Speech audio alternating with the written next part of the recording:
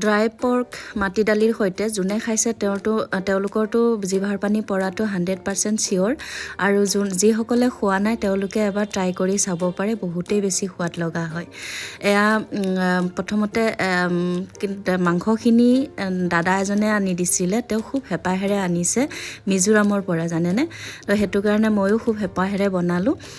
এয়া প্ৰথমতে ধুনীয়াকৈ ধুই মেলি 10-15 মিনিটমান উতলা গৰম পানীত তিয়াই থৈ দিছিলোঁ তাৰপিছত তাৰ পৰা উলিয়াই যিহেতু পিচকেইটা ডাঙৰ ডাঙৰ হৈ আছিল সেই হিচাপত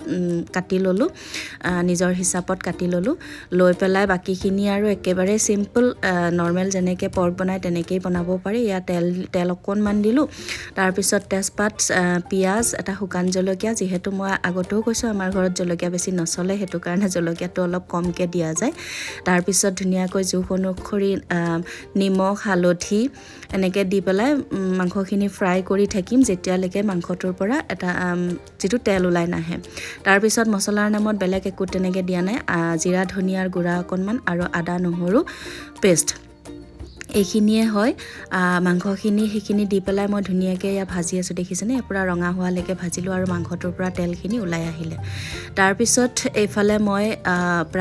মাংস প্ৰায় আধা কেজিমান হ'ব আধা কেজিমান মাংসত মই এপোৱা দাইলৰ আধা মানে মাটি দাইলৰ আধা এইফালে বইল কৰি থৈছিলোঁ তেতিয়া মই যেতিয়া মাংসখিনিৰ পৰা তেলটো ওলাব তেতিয়া এই দাইলখিনি তাতে দি দিম ধুনীয়াকৈ দি পেলাই অলপ ধুনীয়াকৈ লৰাই মেলি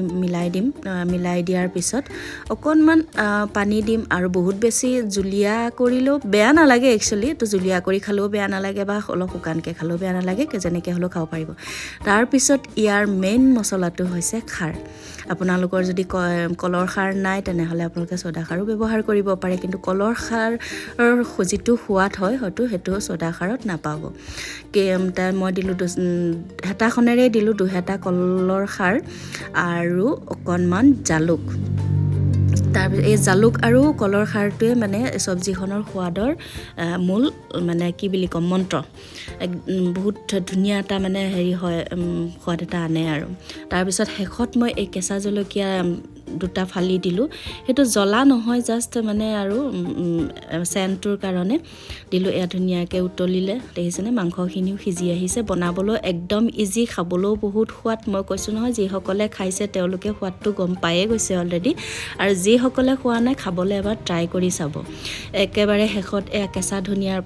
পাত দিলোঁ ছটিয়াই দি ফাইনেলি হৈয়ে গ'ল তাৰপিছত আৰু এয়া চব্জিৰ লগত আৰু বেলেগ চব্জি ভাজি নহ'লেও হয় এইখনেদি আপুনি ভাতখিনি খাব পাৰে ধন্যবাদ ভিডিঅ'টো শেষলৈকে চোৱাৰ বাবে যদি ভাল পালে লাইক এটা কৰিব কমেণ্ট কৰিব পাৰিলে শ্বেয়াৰো কৰি দিব আৰু যিসকলে নতুনকৈ চাই আছে প্ৰফাইলটো ফ'ল' কৰি ৰাখিব এনেকুৱা ধৰণৰ ভিডিঅ'বোৰ পাই থাকিবৰ কাৰণে আজিলৈ বাই বাই